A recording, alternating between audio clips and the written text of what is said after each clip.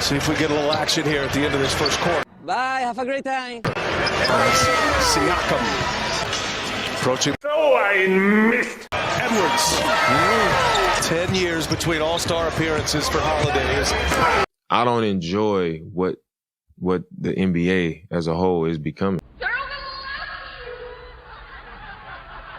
But that is the worst basketball game ever played. The dunk contest, no one wants to participate in. The All-Star game, no one wants to try. Hell, regular season games. You don't know who's going to play and who's not going to play. Did you enjoy the All-Star game? Hell no. I think Adam Silver and the NBA should think about canceling or moving away from an NBA All-Star game. Like, what's the purpose of it? And cancel the game. Now, would that happen if you were there? I'm thankful because now I know what I must do.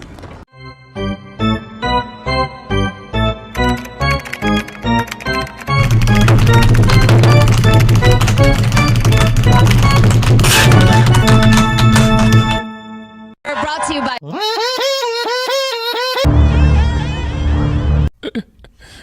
sensational. Old head comments inbound. I don't give a fuck. That All-Star game was the cupcake that broke EDP's back. The NBA is the biggest daycare in sports. I'm tired of the diva behavior. I'm tired of the load management. I'm tired of the soft-ass officiating. Let me begin thine rant with the Salt Lake City sewing circle. Team Giannis versus Team LeBron with no Giannis or LeBron most of the game. No Kevin Durant, no Stephen Curry, no Zion Williamson, who refuses to do the dunk contest because he's too busy dunking donuts. It'd be bad enough if it was just him, but nobody wants to do it. Well, no, could you possibly get in a dunk contest one of these years? Nope. Come on, and stop playing. You've never entered the dunk contest. It's just never been something to my flavor, man. So you're an in-game dunker. You're not. Yeah, I'm an in-game dunker. Are you sure about that? Liar! How many likes for you to think about it? 1 billion likes. I'm so sick of these people. You know. Oh! Bro, you don't know what you're talking about. Mac McClung had an amazing dunk contest. It's alive and well. I don't know you, motherfucker. This man is a G-leaguer. G-leaguer. Mac McClung is a great person and all, but when a guy who isn't even in the league is able to put on a better show than NBA professionals, we have a fucking problem. Let's tally the damage. The dunk contest is trash. The All-Star game is ass. The skills competition is gas. And it's not like Adam Silver can add anything new to the All-Star weekend, like 1v1 competition, because you guys are straight pussy. You will never one-on-one each other, because it would mean getting clowned on Twitter and social media. Where's my blankie? I don't want to get ratioed. The only thing worth a damn All-Star weekend is the three-point competition, which is indicative of what's wrong with the entire NBA. The three is all that matters.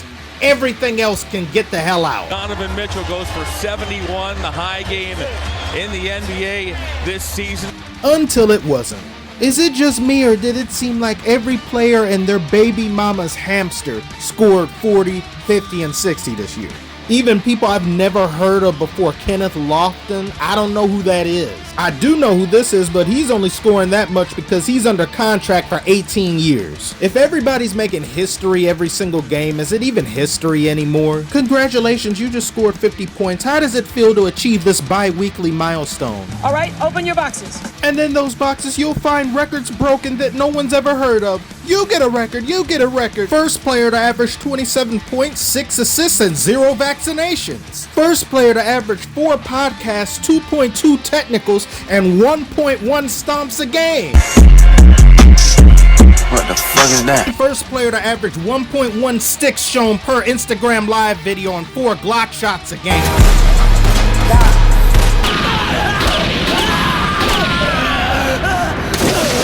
Wow, guys, the league is crazy good this year. The same league that Luka, Giannis, and Jokic all stated is far easier to score in than in Europe, and if you try to play defense, you may get hit with a groping allegation. and this fixation and obsession with the three-point shot. Lay off the nose sugar. Not since his airness himself have I seen a player have more impact on the game of basketball than Steph Curry. He turned an entire professional sports organization into a bunch of crackheads. He got people fresh off the toilet at home pulling up for three, with an assembly line of future crackheads to replace them. It's almost the equivalent of seeing a home run done almost every time someone steps up to bat. Is it cool? Yeah, but you don't get to see other aspects of the game, and it becomes boring. You become desensitized by it. Things such as post presence and skill in the paint, thing of the past. And it's all due to positionless basketball. Fuck it. Tell me, sir, what do you see? A point guard. Now what do you see? A tall point guard. How about now? A dinosaur. Remember when centers used to actually be centers? Pepperidge Farm remembers. Now you got giraffes and elephants out here expected to chase cheetahs and gophers around the court and be a three-point shooter and be a rim protector and be expected to not slow the pace of the game down, or else they get kicked out the league because nobody wants you. Your skill set doesn't mean shit anymore. If Shaquille O'Neal got drafted, now the first thing they'd ask is, could you shoot threes? You can't shoot threes. Bye. Expect a call from the Shanghai Sharks. Players are more talented now, yes. More athletic now, yes. But you have NBA fans now, particularly younger ones, who will take a dump on the previous generation simply because of the time they existed in. When anyone that doesn't have a can of Spam for a brain that's an NBA fan would know that the greats of old, if you put them in today's NBA, in their prime, they would be able to adapt, at least most of them. But no, let's just keep on dumbass narratives like, Wilt Chamberlain and Kareem couldn't shoot threes, but Brook Lopez can. If you put Brook Lopez in the old NBA, he'd average as many points as Wilt. He wouldn't be able to shoot threes either, you dummy. Different league, different rules. I've seen these fleas go as far to say as if Wilt and Kareem were in today's NBA, they'd be no better than decent centers at best. Decent centers at best! Don't do drugs. Basket cut. Instead, it's Davis for three. Rebound, Grayson Allen. Loose ball foul. It's rewind time. Oh my goodness! Are you kidding me, man? You got this. This is getting out of hand, man. I hope the world can see now what's really going on out here, because it's getting ridiculous. It's really ridiculous. It's really ridiculous. Yes, man. This is ridiculous, man.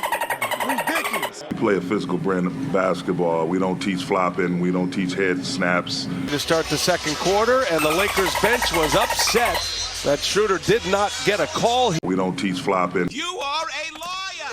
I cannot stand flopping. Every time a player does it, they should be fined. Imagine winning a game because of dolphin activity. Imagine winning the NBA title because you spent your entire summer practicing the backstroke instead of your shots. Larry O'Brien trophy in one hand, Oscar in the other. What you get mad for, bro? Clearly you don't know what it takes to win. You're trash! If you have to resort to spasm twitches in order to win a basketball game, you will never get my respect. Nothing you do is worth anything. You chose the wrong profession as a sport. You should have joined Michael Phelps on a swim team or a school of fish. The main fact that players cry and complain so much about officiating and foul calls game to game shows you how much the refs should not affect the game as much as they do. And it's a problem, and it will never get fixed because Adam Silver is a jellyfish. He gets walked all over by these players. He's just a throw rug with legs. I'm not saying that older generations of players didn't flop, but they flop so damn much nowadays it shows you how little honor they have. They would rather win with bullshit than lose with dignity. Grow from it. Take that experience into the next season and apply it to your skill set. Learn from your failures and triumph. The refs have poisoned the NBA players into being as soft as they are, because once you start seeing how inept, incompetent, and unreliable refs are, you stop giving a damn about playing the game the right way. Technical fouls for showboating. Technical fouls for showing emotion after a dunk. Technical foul for bouncing the ball too hard.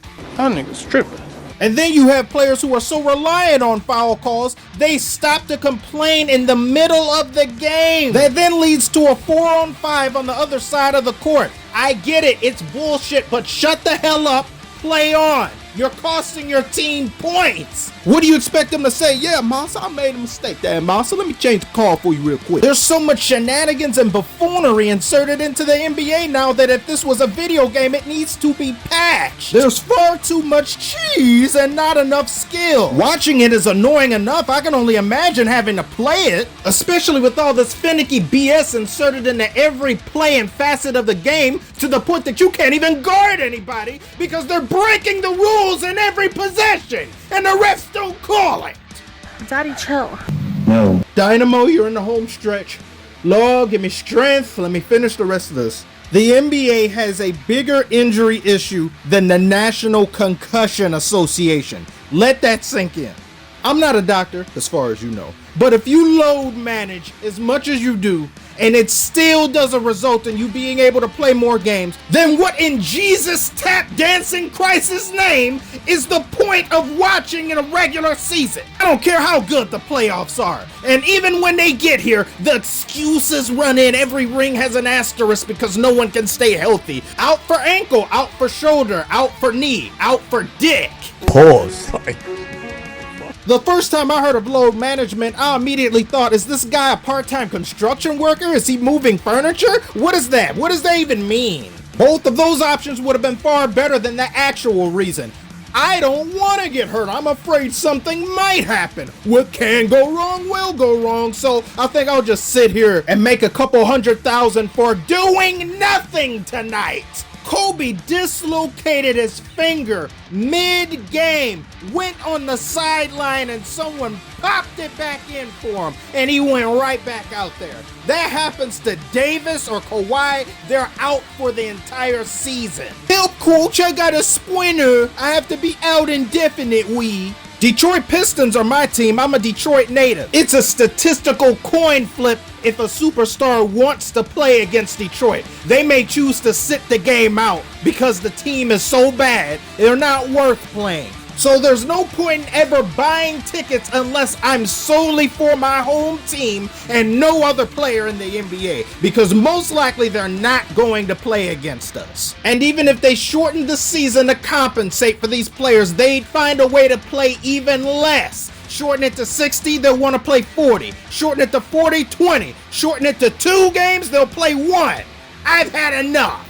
Players get babied so much they act like babies and demand a trade when they just signed a 5-year contract. Who do you think you are asking to be traded after only a year? I would sit your ass down on the bench for the rest of the season, deal with it, sulk, cry.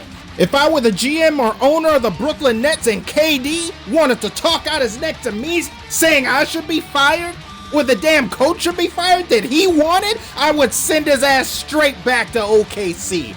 May the flames of angst and brattiness consume you. Wipe your tears with $100 bills, bastard. I couldn't be in charge of any of these organizations. I'd go on a suspension spree. Kawhi, suspended for finessing the team and never wanting to play back-to-back games. Ben Simmons, suspended for being a bitch. John Morant, suspended for method acting as King Von. This guy's a gangster? His real name's Clarence. Kyrie Irving, suspended for being weird. And suspend the GMs for firing coaches for shit that's clearly the player's fault. Unless it's Doc Rivers. Niggas not hooping across the entire NBA, and they blaming coaches. 14 minutes in, but I could go on. I may die in the process, but I could go on. No matter how you look at it, there's no other league that has these issues, problems, spoiled ass brats, and downright toxic behavior from top to bottom. No other league. And it downright perplexes me how players cannot hit their free throws! Just hit it, it's free! Free! Get better at them! Go in the gym and practice nothing but free throws for 2 hours a day for the off season! Practice clay and pottery if you need to! You call yourselves professional basketball players but can't consistently hit a free throw shot? I don't understand what the— If you don't like it, don't watch it. Don't watch it.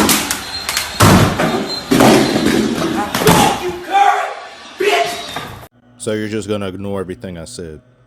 You just nothing I said matter. You can't give me even one argument. You can't agree with anything. You can't nod your head. You can't. Yeah, I think you're right with that. Yeah. Okay. Yeah, I'm a hater. You're right. I'm a hater. Why do I even bother? Why do if I don't like it, don't watch it. Okay. That doesn't solve the problem, but okay. Yeah. You hear the lawnmower out there? It's like 9, 10 in the morning. This video should have been done yesterday. Watch other things I've done or don't. Dislike if you want. I don't know. I wish I was an NBA player and could get paid millions of dollars for putting a ball in a net. I mean, if I was really tall, athletic, had big hands, had big feet, I'd be pretty good. I think so. I don't know. Thank you. Just like, comment, subscribe if you're new. Great things are in store. I'm going to eat a Pop-Tart.